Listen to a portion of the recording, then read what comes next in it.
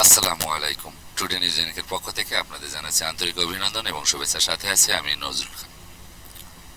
অনুশোচনা নেই আওয়ামী লীগে, অপেক্ষা অন্তর্বর্তী সরকার ব্যর্থ হওয়ার।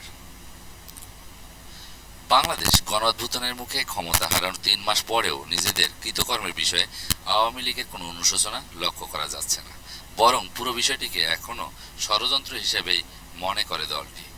বিশেষ করে গত জুলাই আগস্টে ছাত্র আন্দোলনের দমনে যেভাবে শক্তি প্রয়োগ করা হয়েছে এবং তাতে যত প্রাণহানি হয়েছে সেটির দায় স্বীকার করে এখনো আনুষ্ঠানিকভাবে দুঃখ প্রকাশ করতে দেখা যায়নি দলটিকে।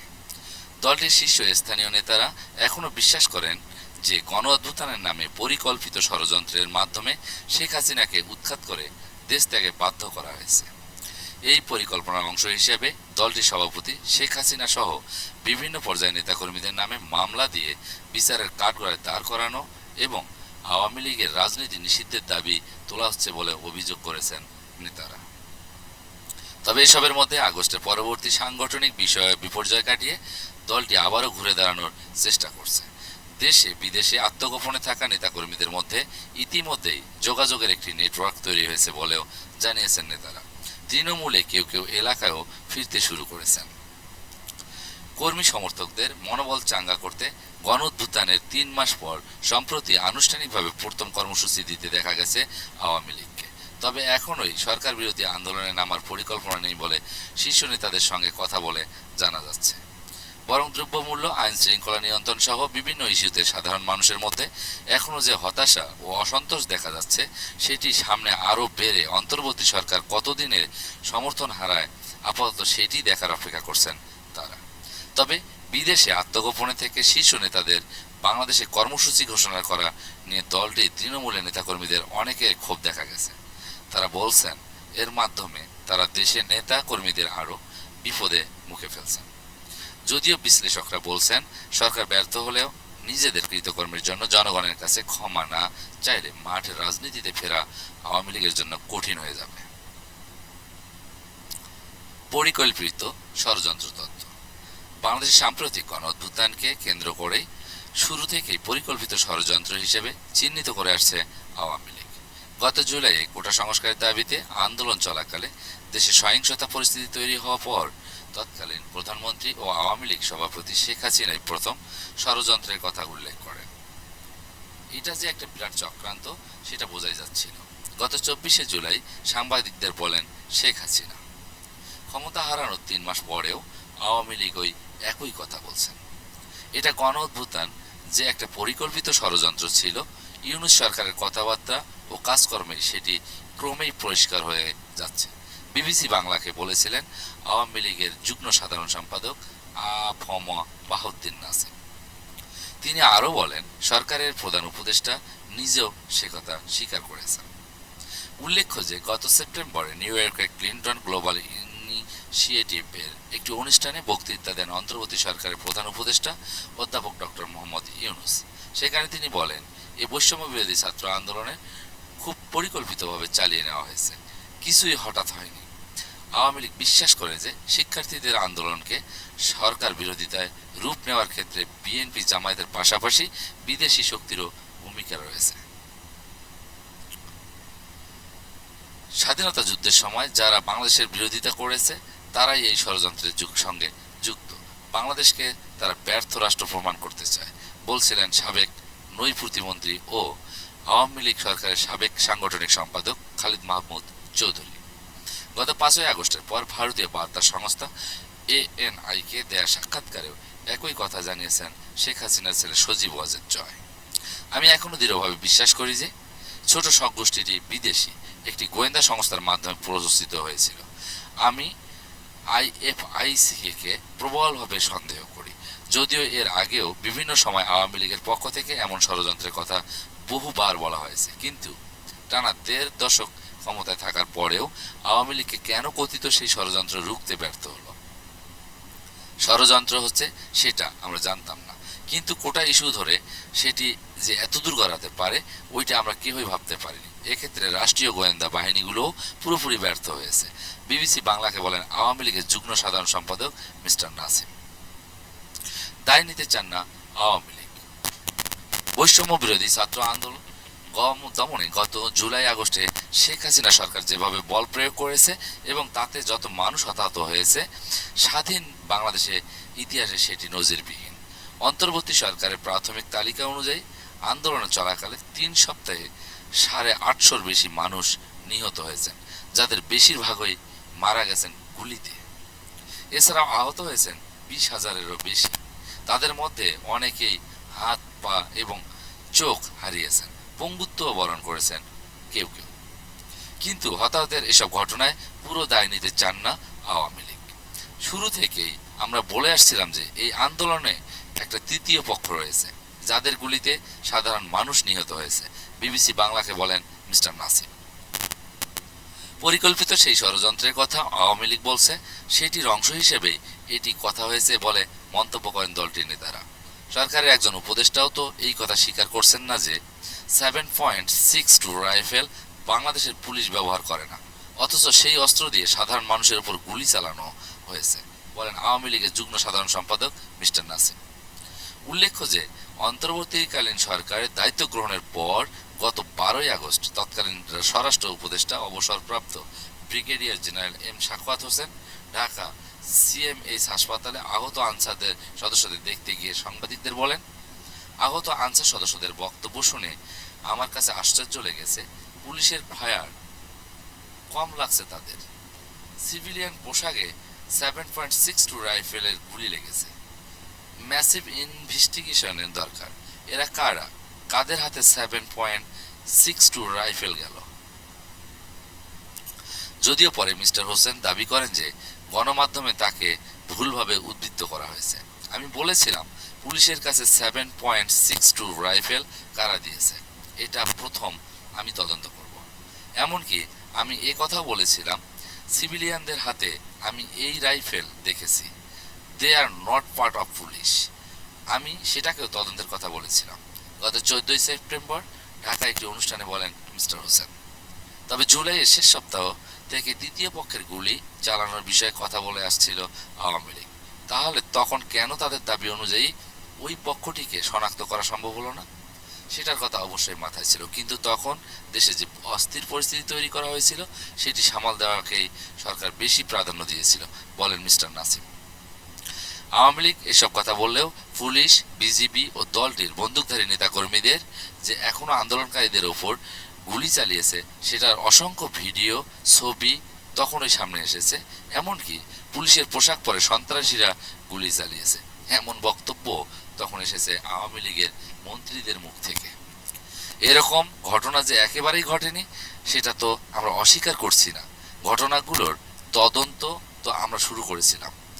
সেগুলো তদন্ত শেষ করলে কার কতটুকু দায় সেটা পরিষ্কার হয়ে যাবে, বিবিসি বাংলাকে বলেন আওয়ামী লীগের যুগ্ম সাধারণ সম্পাদক মিস্টার নাসিম। কিছু ভুল ত্রুটি তো ছিলই। গণঅভ্যুত্থানের পরিকল্পিত ষড়যন্ত্র বললেও টানা 1.5 দশক ক্ষমতায় থাকাকালে আওয়ামী লীগ যে কিছু কিছু ভুল করেছে সেটি অবশ্য স্বীকার করছেন দলটির শীর্ষ নেতারা। আওয়ামী লীগ তো আসমান থেকে আসা কোনো দল না, আমরা সবাই মানুষ। কাজেই দেশ পরিচালনার সময় কিছু কিছু ভুল হওয়াই স্বাভাবিক। কিছু ভুল ত্রুটি তো ছিলই, বলেছিলেন বাহাউদ্দিন নাসিম। আওয়ামী লীগের গত 15 বছরের শাসনামলে বড় একটি অভিযোগ ছিল মানবাধিকার লঙ্ঘনের বিষয়ে।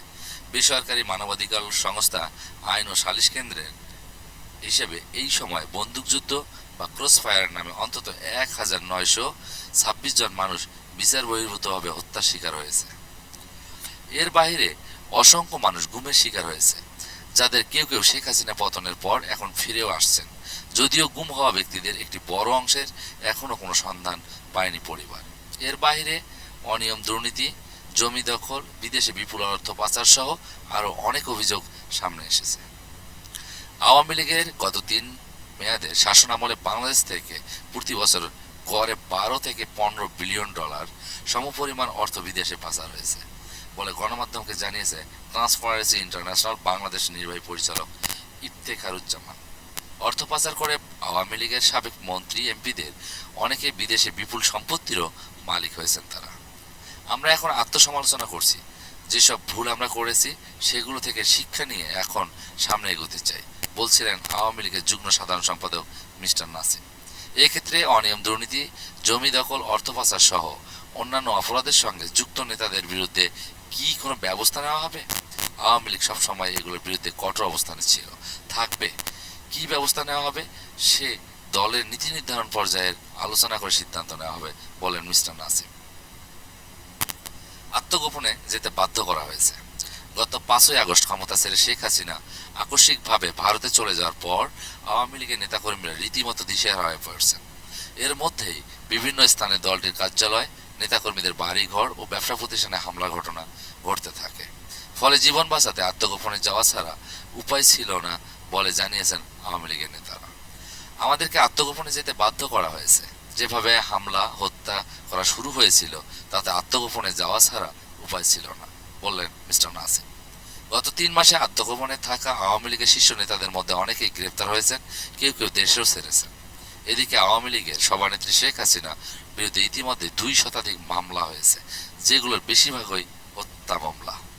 এইভাবে দলটির অন্যান্য নেতাকর্মীদের অসংখ্য মামলার আসামি করা হয়েছে এবং এখনো হচ্ছে। আমাদের নেতৃসহ বিভিন্ন পর্যায়ে নেতাকর্মীদের বিরুদ্ধে বানোয়াট ও ভিত্তিহীন মামলা দেওয়া হয়েছে। বিবিসি বাংলাকে বলেন আওয়ামী লীগ সরকারের সাবেক নৌ প্রতিমন্ত্রী খালিদ মাহমুদ চৌধুরী। জুলাই থেকে গত 4 মাসে হামলায় দলটির কয়েকশো নেতাকর্মী নিহত হয়েছে বলে দাবি করেছেন আওয়ামী লীগ। ইতিমধ্যে আহত নিহতের তথ্য সংগ্রহ আমরা শুরু করেছি, বলেন মিস্টার চৌধুরী। সন্ত্রাসী সংগঠন ঘোষণা দিয়ে সম্প্রতি আওয়ামী লীগের ভ্রাতৃপ্রীতি সংগঠন বাংলাদেশ ছাত্রলীগকে নিষিদ্ধ ঘোষণা করেছে অন্তর্বর্তী সরকার। বাতিল করা হয়েছে 15ই আগস্টের শোক দিবস, সংবিধান সহ দিবস, জাতীয় 8টি দিবস।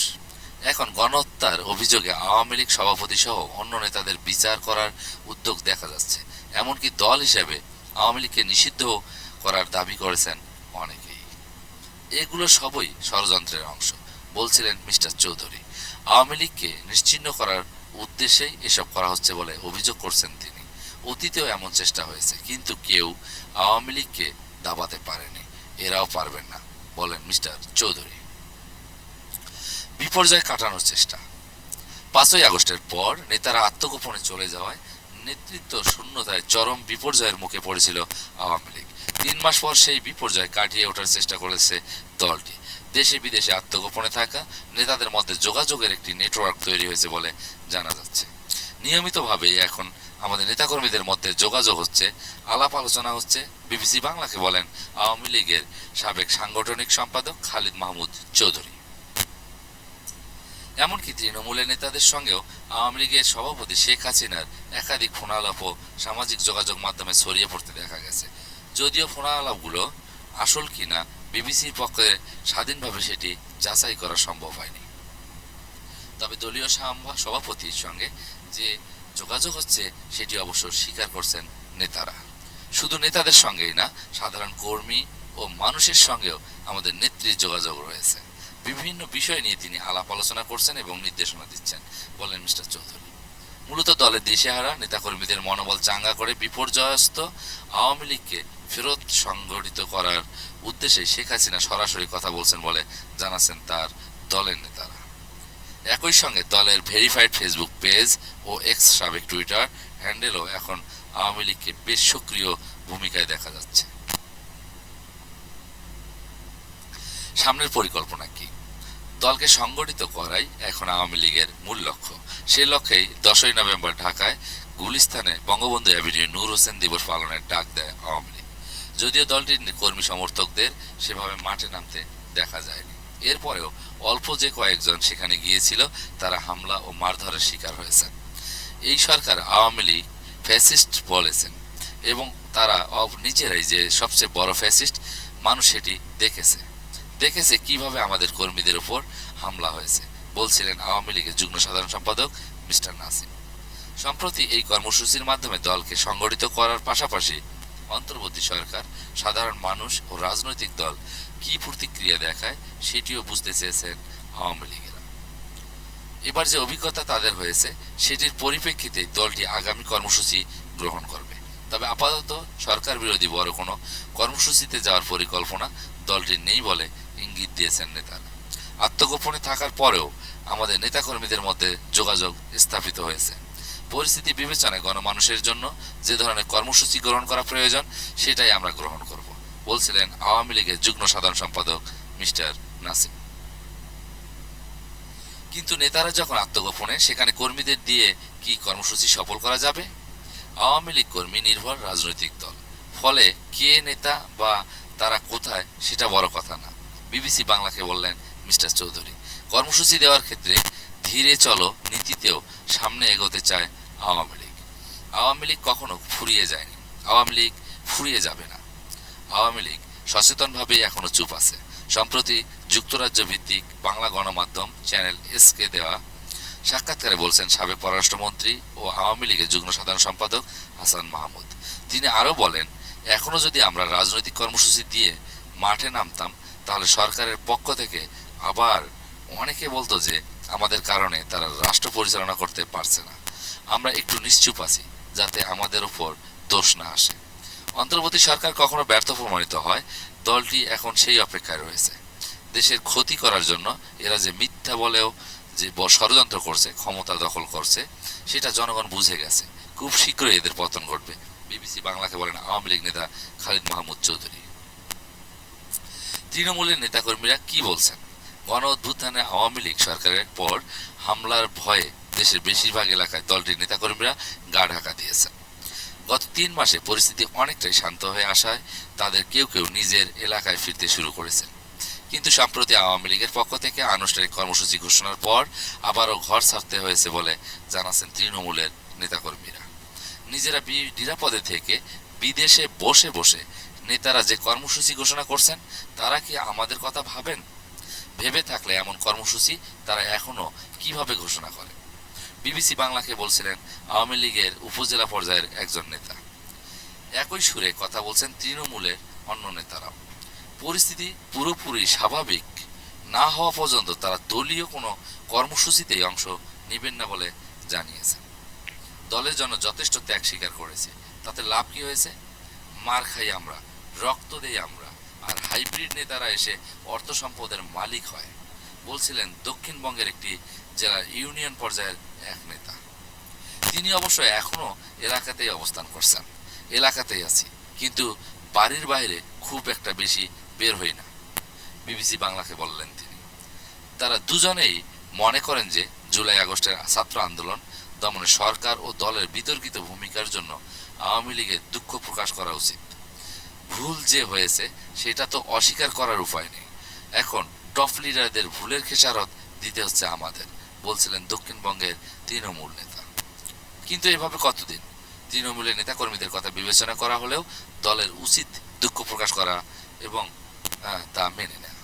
তৃণমূলের নেতারা কেউই তাদের নাম প্রকাশ করতে চাননি। বিশ্লেষকরা যা বলছেন, ভুল স্বীকার করে ক্ষমা না চাইলে রাজনীতির মাঠে ফেরা আওয়ামী লীগের জন্য কঠিন হবে বলে জানাচ্ছেন বিশ্লেষকেরা। রাজনীতিতে ফিরে আসতে হলে আওয়ামী লীগকে জনগণের ম্যান্ডেট নিয়েই ফিরে আসতে হবে, আর সেজন্য কর্তৃত্ববাদী শাসনের চালানোর জন্য ভুক্তভোগী সাধারণ জনগণের কাছে আওয়ামী লীগের ক্ষমা চাওয়া উচিত। বিবিসি বাংলাকে বলছেন রাজনৈতিক বিশ্লেষক ডক্টর জোবাইদা নাসরিন। একই অভিমত দিয়েছে আরেক রাজনৈতিক বিশ্লেষক ও লেখক মহিউদ্দিন আহমদ। ক্ষমা চাইলে তো এদেশের মানুষ ক্ষমা করে দেয়, কিন্তু বাস্তবতা হচ্ছে আওয়ামী লীগ এখনো ক্ষমা চায়নি এবং চাইবে বলেও মনে হচ্ছে না, কারণ ক্ষমা চাইলে তাদের রাজনীতিটা আর থাকে না। বিবিসি বাংলাকে বললেন মিস্টার আহমদ। ধন্যবাদ সবাইকে এতক্ষণ আমাদের পাশে থাকার জন্য। আল্লাহ হাফেজ।